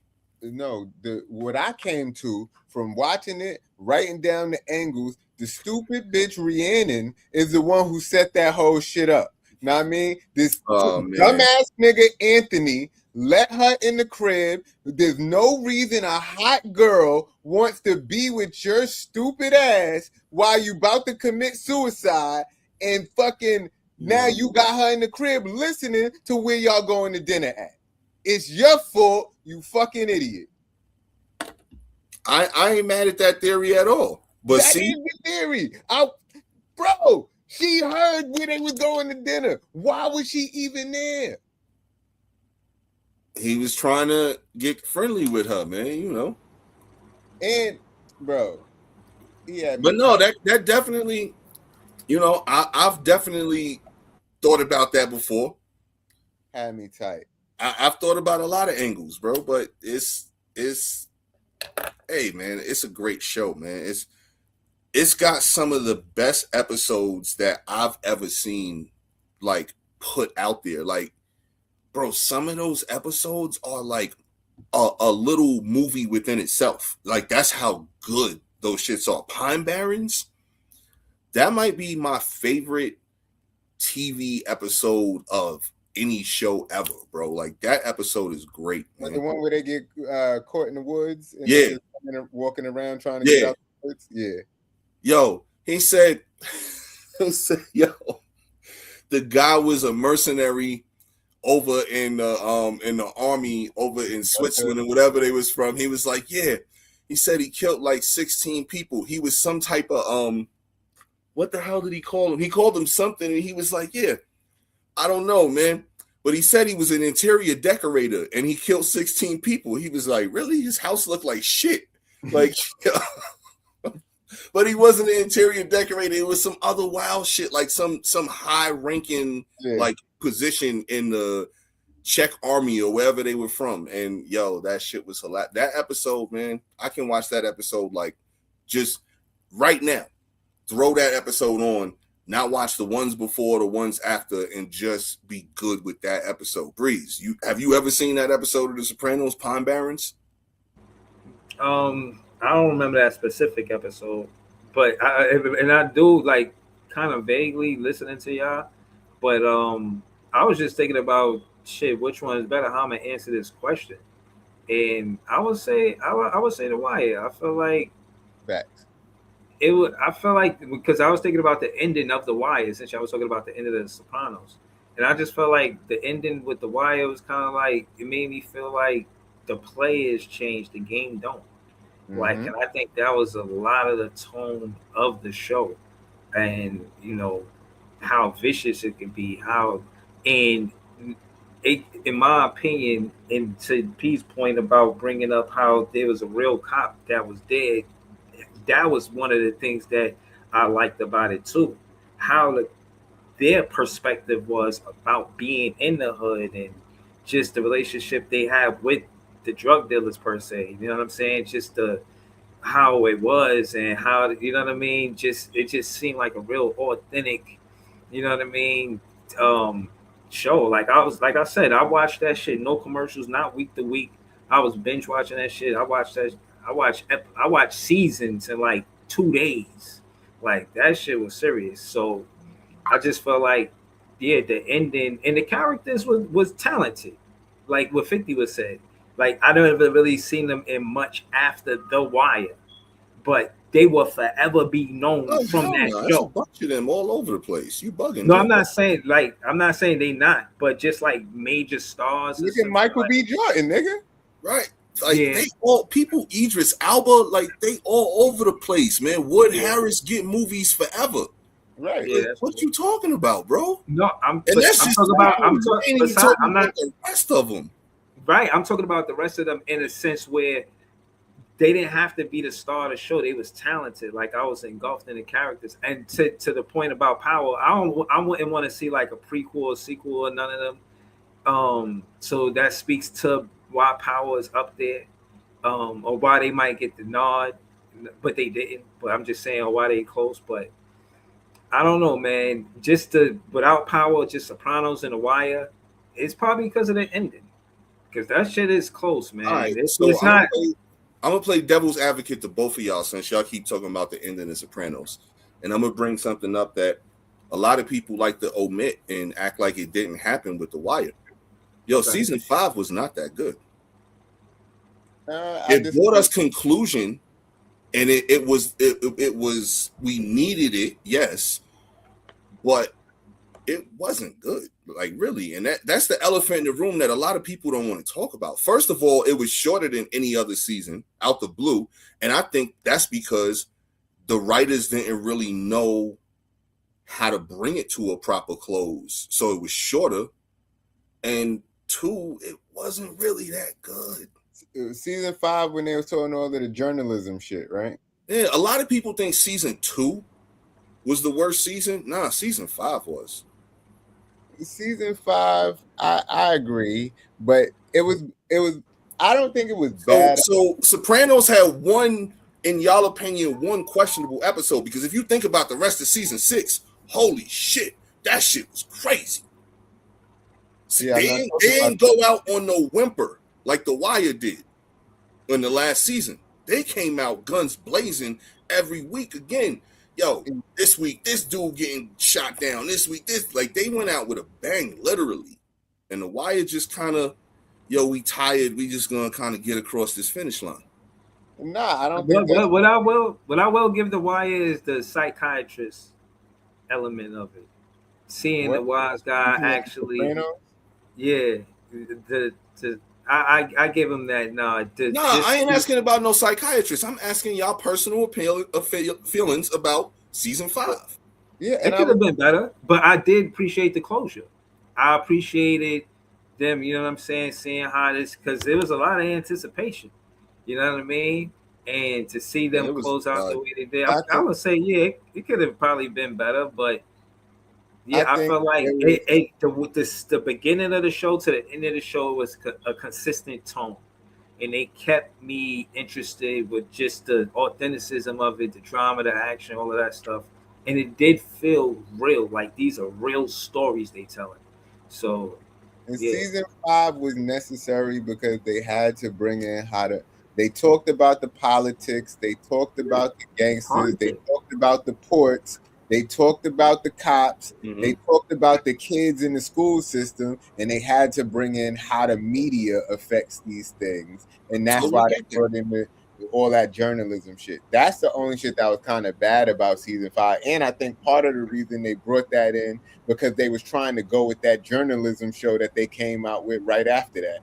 But I thought that show was trash too. But see, I think HBO was pushing the idea was good, bro. With the like, you know, let's cover it from the news point of view and how the media, you know, can affect the city with crime and things and politics getting done. Like, I totally was on board with that.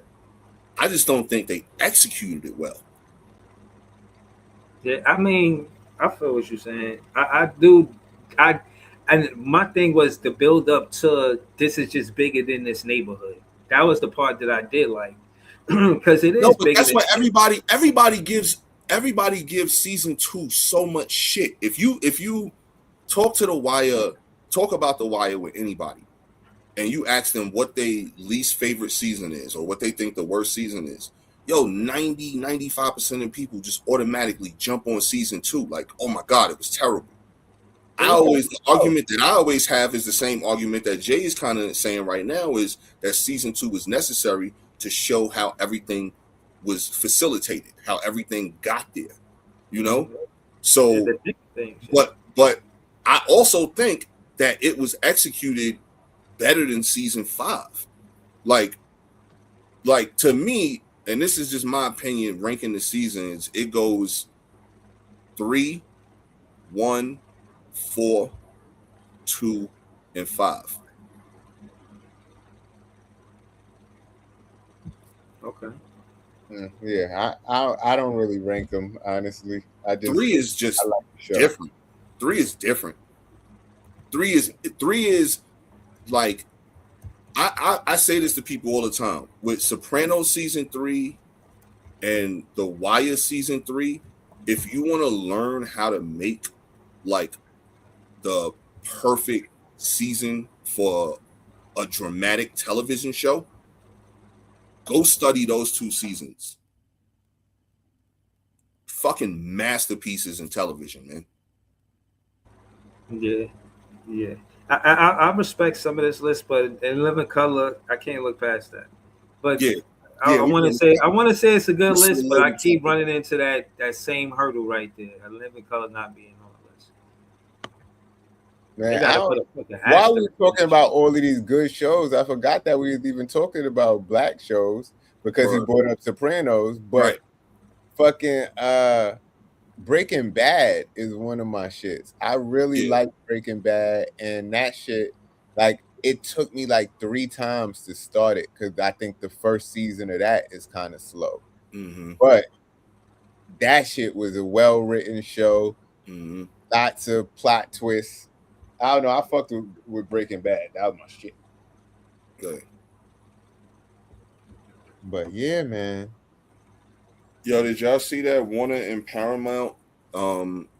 They struck a new deal to have like exclusive rights for a bunch of different musical artists, biopics. Since we were talking about biopics, Nah. yeah, that's kind of dope. You know what I'm saying? Like, about to pull up the info on that. Artist, though. Hmm? Do you know which artist? Yeah, I'm about to tell you some of the artists right now. So the deal opens the door for scripted and animated films tied to stars across its roster. So it's the Warner Music Group's roster. So basically, because Paramount and Warner merged, now the whole Warner Music Group is about to come out with a bunch of shit. So Madonna, the Eagles, Phil Collins. I always fuck this lady's name up. Pardon, Dua Lipa. Dua Lipa. Yeah, Aretha Franklin, Frank Sinatra, and more to be continued. I don't know. It's about to be a lot of music biopics, man. That's so like we were saying, man. People are in the business for an hour of their life story and an hour of their greatest hits, man. Apparently. Yeah, that sounds annoying. I ain't gonna lie. And those are great artists and shit like that. But to me, when I hear that, it doesn't sound like they're gonna be handled with care. It sounds like a money grab, and it's not gonna be great movies. It's just gonna be a greatest hits compilation and not like delving deep into these people's lives and what made them them. Just going to be just a money grab, just to pull on the heartstrings and get people to spend money. And it sounds like a terrible, terrible idea to me. Oh, see, look, whoever this Libro Cara came in, shout out to you, buddy. That's what I think. Mad at him. Terrible and corny. I ain't mad at him, but a lot of people love him, man. Like because the masses don't know good shit. They need to be like people. The masses don't know good art for the most part. Like people need to be taught art. It needs to be curators and tastemakers to show people what the dope shit is. And most of the time, people follow it because somebody is showing it. But when you put some bullshit in front of a lot of people, they fuck around and like that too. So, like, perfect example though. You know why the record companies are eating this shit up though, and the movie companies? Because it's getting all of their old catalog played again, whether it be on Spotify, YouTube, Pandora, Apple Music, whatever. They're getting more streams now. Like, yo, Mike. That's why. Let me say one thing. That's why they don't let regular people vote for the Grammys. Oh yeah. Like they need to have an artist, like their peers, the people who know good shit to vote on it. Even they get it wrong sometimes, right? But they gonna get it right more than just if you put it out. Like, look who niggas voted for the president. Yo, I'm just saying, man. Like, it don't be, you know, a bad thing for them to jumpstart them back catalogs, man. Yeah. I ain't mad at that, man. Like it's a money grab. Yeah, like, but bro, what isn't? And especially in this day and age. And if you really think about it, society and the culture that we live in, man, that's all pretty much everything is some type of money grab, man. Yeah, but I'm not gonna say it's good. Like, I get that's what they're doing. They got to make their money. People got to feed their families. But if you ask me, what about this? It sucks. It sucks. So, yo, bro, so no biopics for you. You're not a fan Only of none. The good ones. Only the good ones. Like if it's well thought out.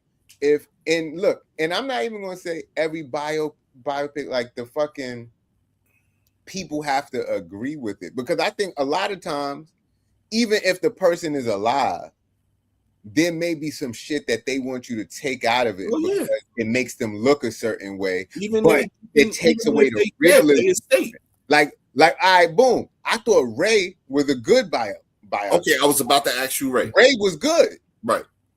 I fucked with Ray, but Ray was fucking. I don't know how real it was because I don't know Ray's whole story, but that shit was fire. Okay, but here's the thing that I think a lot of people miss, and I'm glad you pointed that out. You said it that exactly how you just said that.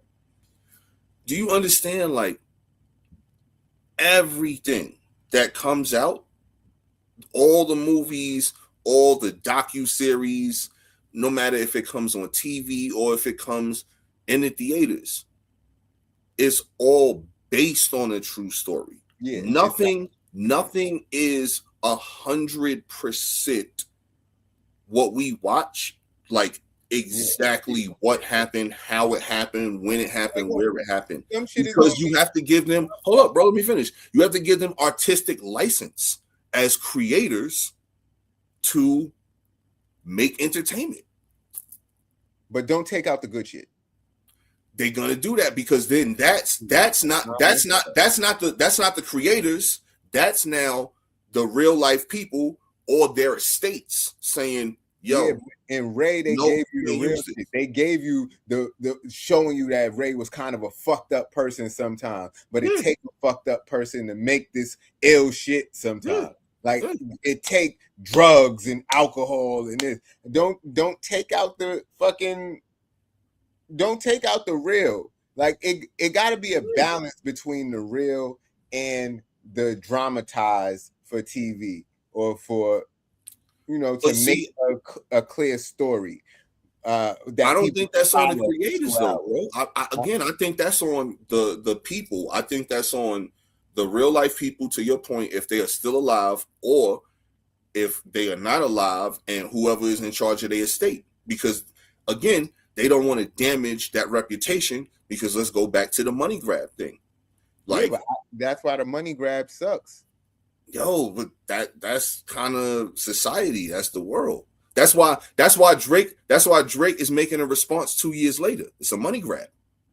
No, that's not a money grab. That's because he's literally hurt. He's literally hurt by these things. He's very emotional, and he shows you in his music. But it's a money grab because his album is coming out, so he had to do that. Bro, trust me, it's a money grab. Why it got released, when it got released, and everything, it's a money grab. I don't think so. If you know promotion is money grab number one in anything. If you know Drake personally and you've been talking to him for the past 2 years, he's probably been talking about this shit every day for the last 2 years. So of course it's gonna come out in the music. Yeah, but you don't think that the timing of when that song is leaked is a money grab? What makes the timing perfect now for him to talk about it? Not last week or not next year. Ain't the album coming out like soon? Today. There you go. Something leaked the day before? I guess. I don't know. That's not. What are you getting by leaking something the day before the album drops? It drops. They're gonna hear it tomorrow anyway. Hype, people talking about it so they could go get it tomorrow, so they could remember. Oh yeah, that's right. That shit is coming out tomorrow, right? Yeah, I gotta get that shit. I can't forget. If you say so, I don't know. It's one day. I don't think one day. Talking about is a money grab, man. Like in this day and age, especially with social media, man. Like I say something, you say something. Now you know these people saying something, these people saying something. Yo, yeah, that money grab shit is whack. You know what I mean? Whack. Man. You're doing shit just to like, I don't know. You got the Michael Jackson shit. I watched it. I fell asleep on it, and I thought that it was just very surface level. You know what I mean? Maybe they'll give you more in the goddamn sequel, but that's the other thing. You making it for it to be a sequel so you could get more money. It's like super money grab. Like, I don't know. I can't. And that is the way of the world, but fuck that. Fuck that. That's not how I consume my art. And I'm not going to support that shit. And I'm not going to sit here and say it's dope just because, oh yeah, people got to get paid. Do you? The biopics are here to stay, unfortunately, man. Yeah, I didn't they have something James Brown though? Yeah. Yeah, they did. It was Chadwick Boseman, right? What was the name of it? Get Up. Get on up. Yeah, it wasn't bad. But I didn't see it. I didn't see it. Yeah, it wasn't bad. It wasn't great. It wasn't bad. It was okay. It could have been People better. always say how good Selena was. I can't remember how good it was, but people I always seen that Selena forever ago. Yeah. But my they thing here is, to stay, man, and they about to be mass produced now with that deal. That's the thing about it, man. Because I just named you, I don't know, what was that, 5, 6, 7 artists, and then Dreamgirls and Cadillac Records also wasn't one that was too bad. Now, I mean, if you're telling a story and you're telling a good story, cool. But if you just trying to highlight the hit so people could go back and check out the back catalog and not really giving you anything, like I tell you what, I feel like the Jackson 5 shit that came on, was that Lifetime or whatever, that shit was better than the Michael movie to me. The regular Jackson 5 movie. Give me that. It was about the same. And about the same, but the reason why I would say they was about the same is because one was like, what, 2 hours and change, and the other one was like, what, 6 hours? Because that shit was like a multi-night type night thing. So, you know what I'm saying? Like, yeah, that I bet you Michael had a much bigger budget. Oh, hell yeah, definitely. We talking 90s into now. So just the cost of gas alone is factored into that budget and what it's going to be different. But yeah, man, like, yo, man, I'm not mad at them being here to stay because I think, like I said, my point is it celebrates the artists and it gives them a chance to get some of their back catalog restarted again, which is beautiful because if you really think about it, most of these artists are older now. The ones that I just read on that list, they're older now and they weren't making the money like how artists are making now. So some of them might need some of this bread, to help out with some things or something. You know what I'm saying? So I think that that's cool on that note too, because they don't really have no, they got a union, but I'm pretty sure they don't have like pensions and shit set up from studios and things like that. So this at least gives some of their old stuff a chance to get spins and downloads, and they can make some money.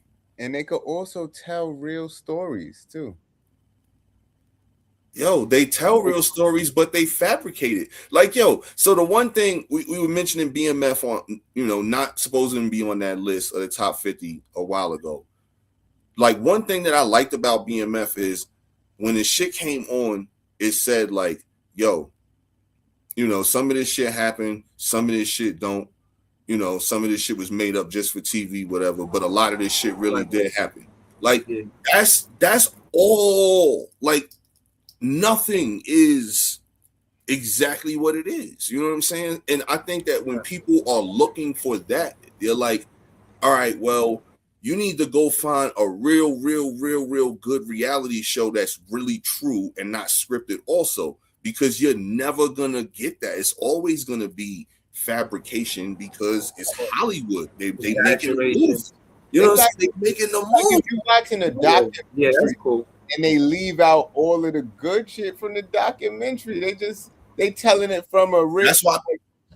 But hold up, that's why people say books is better than the movies all the time. That's exactly why. Because in books you get everything, and the movies they adapt it to however they choose. Yeah, that shit is whack. Especially for artists that that really meant something to the culture. Give them that whack shit. Yeah. And I agree that the exaggeration adds to it. You know what I'm saying? And of course, you don't want to jam nobody up and tell the exact thing that happened. So with those two things, yeah, the exaggeration and pivoting after, you don't want to get people in the bad mix. So you pivot right around there and you take the story somewhere else, whether you exaggerate it or, you know what I'm saying, adding to it. But if that's what happened, that's what happened. Writers get past that. Yeah, good writers know what to do with that. You know what I'm saying? They could get and again, I think they get overlooked, the writing to it, you know what I'm saying, after the fact. Once they get okay, these are the ingredients, okay, then let me write it this way so it could, you know what I mean? Um, you know, good writers know how to do that. Do y'all care about little things like what it's like what you call those things? It's not cookies. It's one of those things where it give you a little hint of something that's gonna happen, but it Breadcrumbs. that for lack of better words, yes, Oh, breadcrumbs. you mean like when they say like an Easter egg or something? Easter An egg. Easter egg, you know what I'm Okay. saying? Yeah, y'all care about those like in the show, like it is you didn't see it in the beginning and then you go back, you I do. watch it, you like Yeah, that's Yeah. dope. Every time you auto rewind, you find it's more to find. Yeah. facts. Yeah, Yeah. and that's what I'm saying. A lot of these biopics, that when you're doing it just for the money grab, it's not really gonna have that. It's just gonna be a bunch of surface level bullshit. It's gonna be the song without the metaphors. It's just gonna everything means what you see when you see it the first time. Ha ha, happy, happy, joy, joy. Go buy the music. Bullshit. Yo, that again, like I said earlier, you know what you're signing up for. Don't go to the you know what I'm saying? Don't go to the liquor store expecting to find some health food Look. juice, man. You know Look, what I'm but saying? this is what I'm saying though. And when we first talked about Michael the first time, Mm, and both of y'all said you don't want to go see that, and I said no, not at all. Nothing about this excites me. That's why. that's facts. Okay. I ain't mad at you for that. I ain't mad at going and spend my couple dollars because I thought it was cool, man. Mhm. I ain't see the movie yet. Leaf wanted to talk about it. He was in the chat earlier asking if anybody's seen it, but y'all was talking about Yeah, something else. I ain't see it yet, so I ain't say nothing. I Yeah, But fell asleep on it, but I watched it on bootleg in the crib. took a what? That's all that matter. okay. And look, me personally, I don't like to give my opinion on it unless I actually tried to watch it or Right, actually gave it a good shot. right. Because if I would have been watching it and I was like, oh, this shit's so fire, let me go to the movie to see this shit. This shit hard. But I didn't feel that. I was like, I felt like I could have watched it on bootleg, but I didn't think I would get the true value of watching a movie Yo, this like dude's got Michael. the true value, man. you Oh know, you don't want to man. watch no 10 out of 10 movie on bootleg. Yo, Breeze done watched some 10 out of 10 movies on bootleg. You know why? Because there ain't no way in hell Breeze went to the movie to go see all those movies that he gave a 10 out of 10, man. It's too Nah, many, man. trust it. No, but I feel like the This Michael dude would is have like no money left to eat if he was going to see all of those movies, man. I feel like the Michael is more of a production though. Like that shit is gonna be music, the Yeah. surround That sound. shit But was I cool. might just watch it on bootleg because I want to This see shit it was because cool, man. Yo, hold on. Can I bother y'all with some shit right now? Because, but bro, back at, see, I'm not, I'm an old nigga. I get it. I get it, bro. But all these steps niggas be taking in basketball these days, bro, and the shit that they teaching niggas, bro. Look at this shit, bro.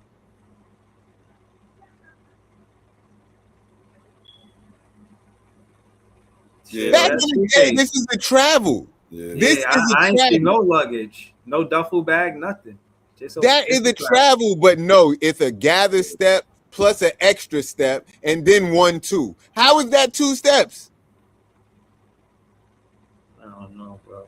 That shit look Yeah, like a that's skip to a hop and a skip. and that's gonna make it harder if kids is gonna really start doing shit like this. It's gonna make it harder to ref them and honestly figure that out.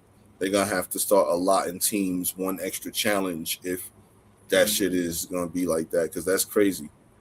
Mhm. But the thing is, they changed the rules recently or whenever to allow you to have a gather step. But Yeah, with that right there, that's that's more than that. 2 gather steps. It's like Yeah, he gathered, took a step, right. another step, and then took 2 steps forward.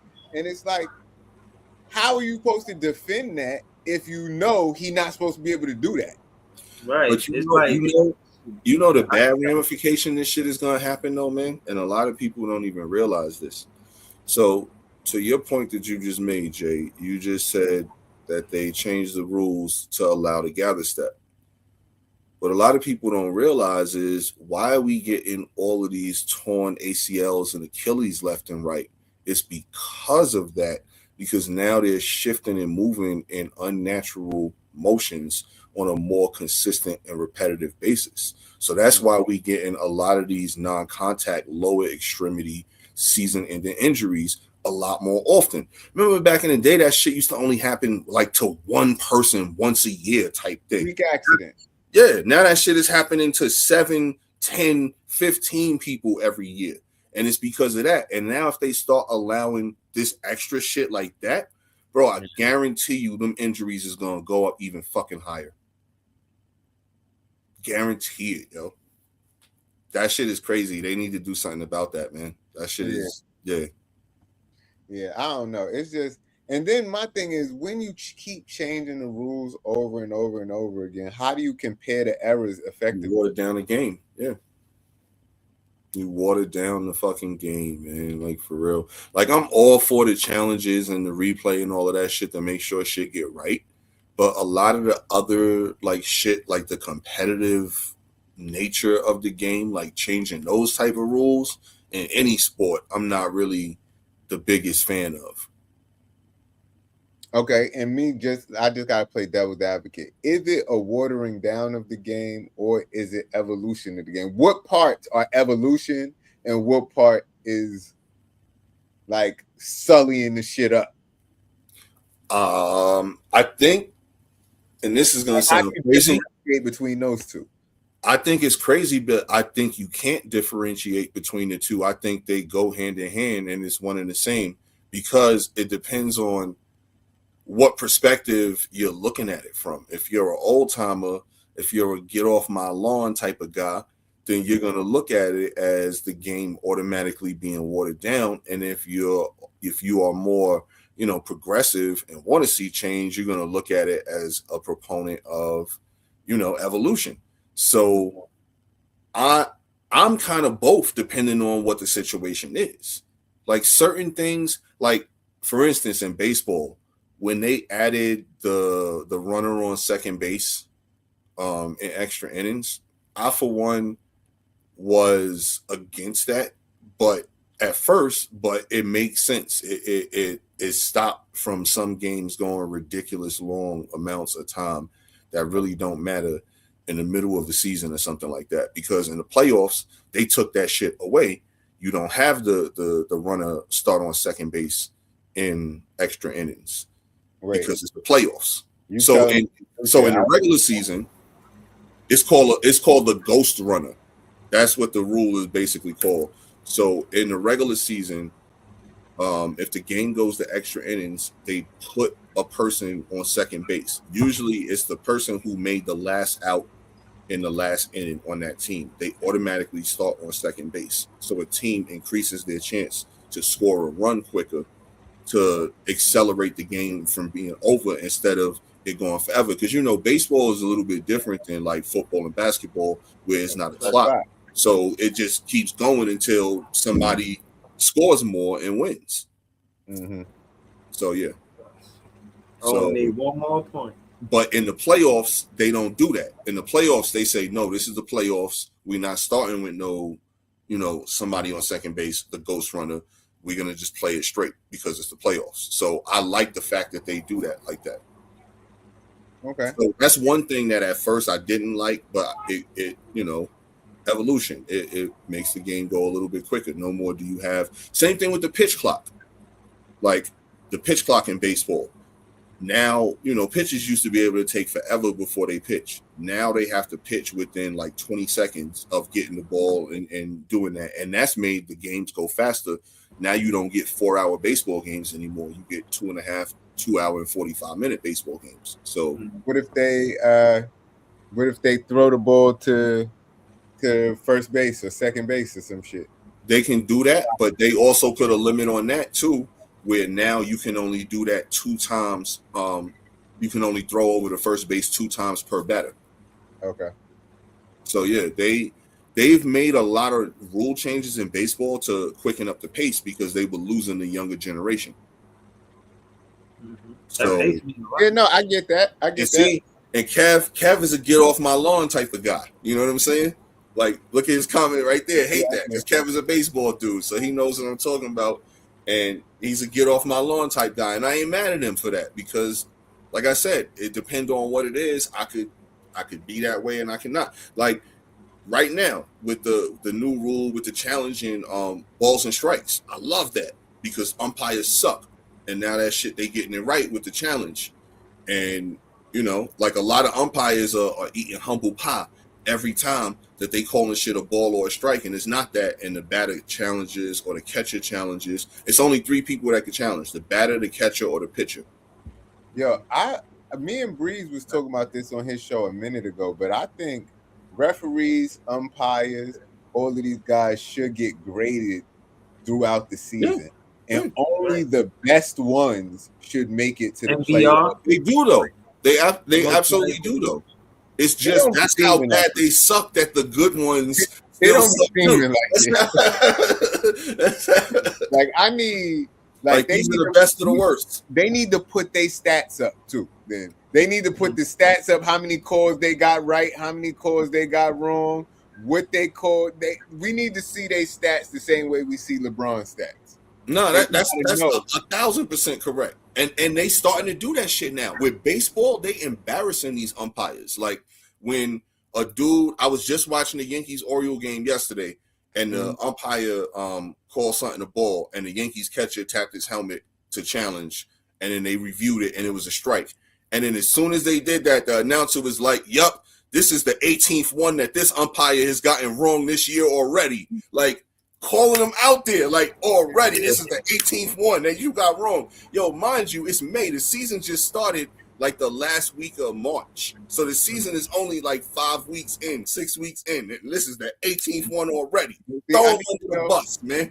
Love that shit. And like I said, I like and I like to give people grace, right? So he got 18 wrong, but how many pitches did he call? Like 18 out of 100 or 18 out of 250? Well, these are the ones that he got challenged. So his percentage on the ones that he got challenged, okay, that he was right versus wrong. Yeah, it was like 18 out of like 34. Okay, so more he was wrong than right.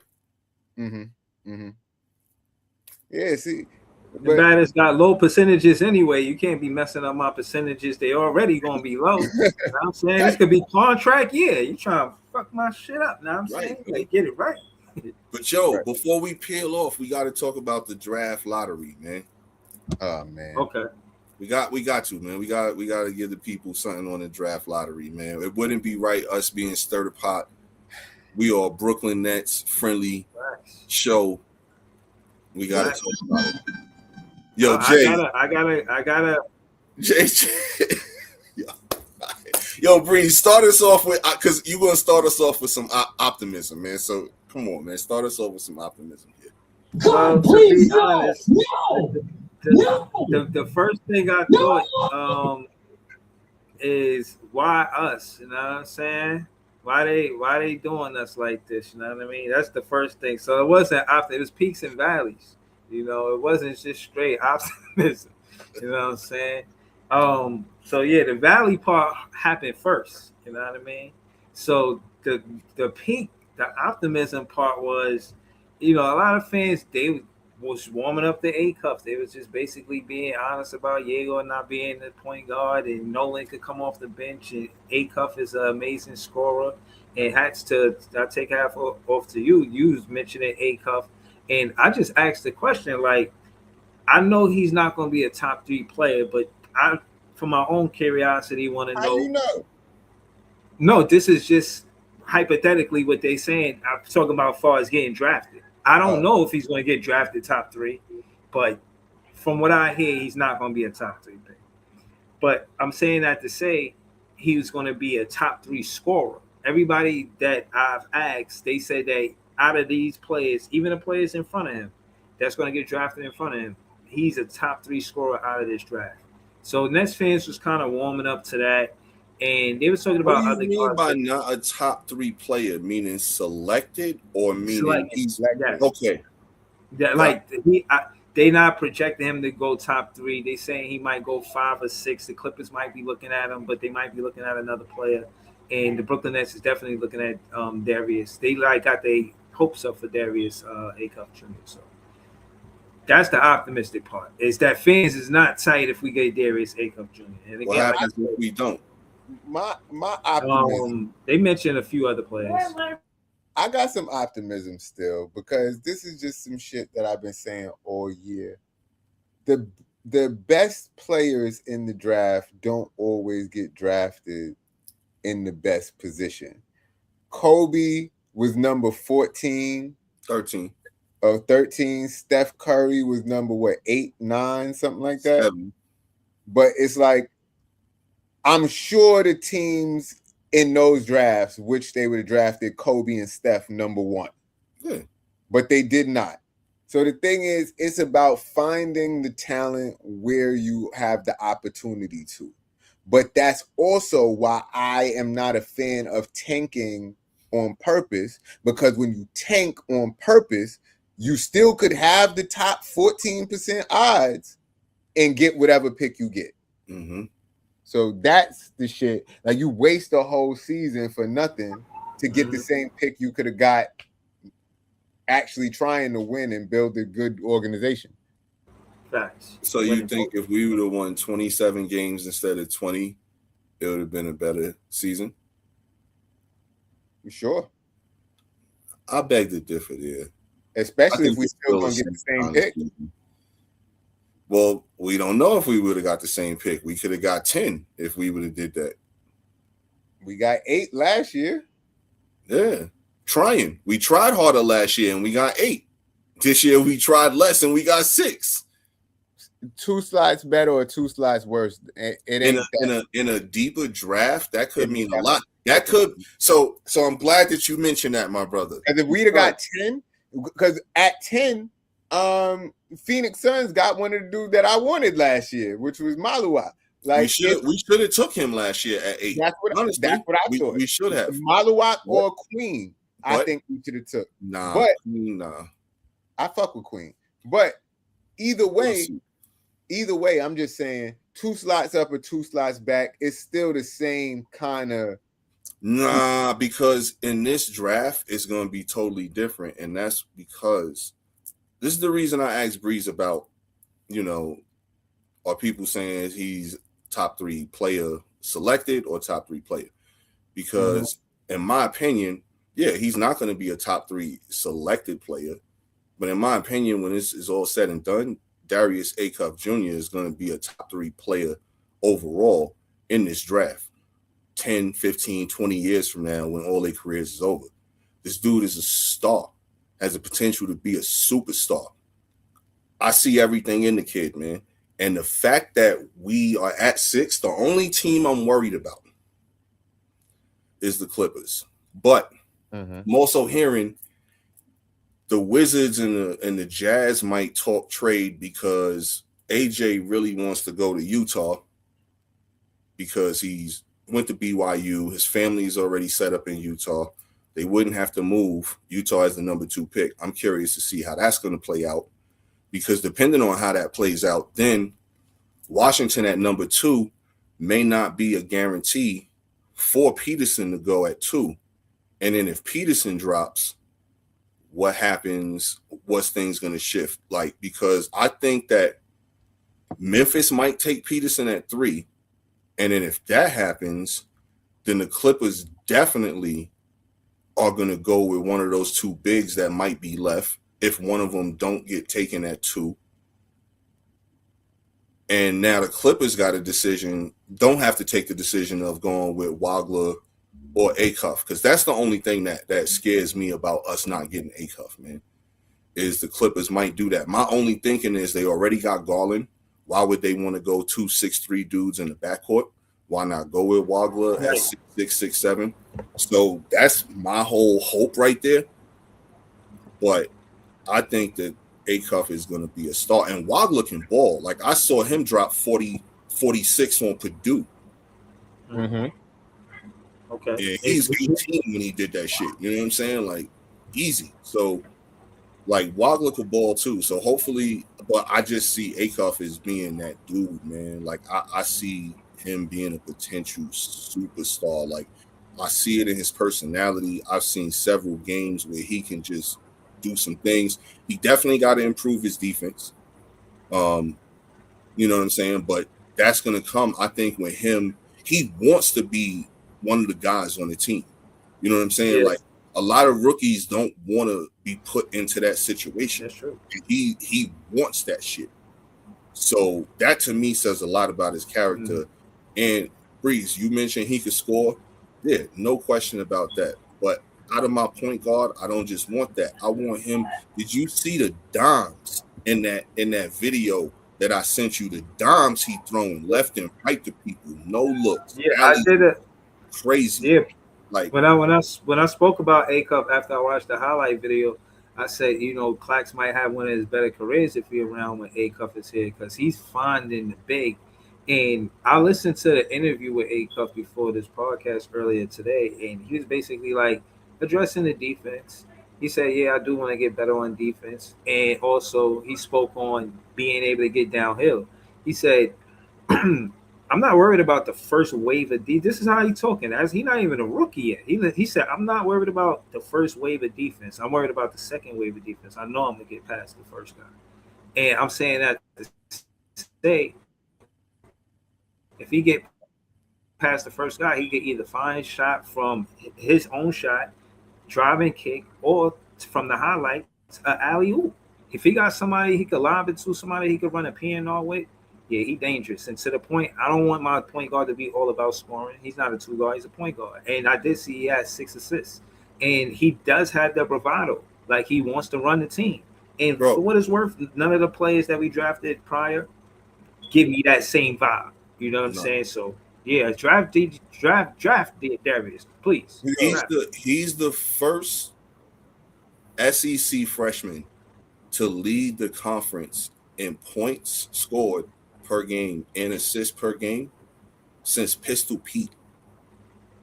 Damn, that's tough. Pistol fucking Pete. We talking the 70s. He's the first I was freshman. about to say that's like 10 years. Thanks. Yo, did y'all see AJ DeBonsa at the draft combine? Yeah. People would say that he was intentionally tanking his draft stock. Yo, he was missing threes like crazy. Right. Clank. He missed all of them, I think, if I'm not mistaken. He missed made like one, I think. Clank. But he don't want to go to Washington because they showed his face. They showed his face when Washington got the #1 pick, and then they showed him missing all them threes. He want to go to Utah, man. And I'm real curious to see what the hell Utah is gonna have to give up to just move that one slot. Like, I'm thinking they got to give up, obviously, the number 2. I'm thinking they got to give up the number 2 pick. They got to give up a player, and they probably gonna have to give up an unprotected first next year. Yeah, it's gonna take 2 number 1s and a player. But I think the Nets could. This is far fetched, but I don't. It think might be that, Ace Bailey. It might be Ace Bailey. It's no way you fit in marketing. No, it might be Ace Bailey, yo.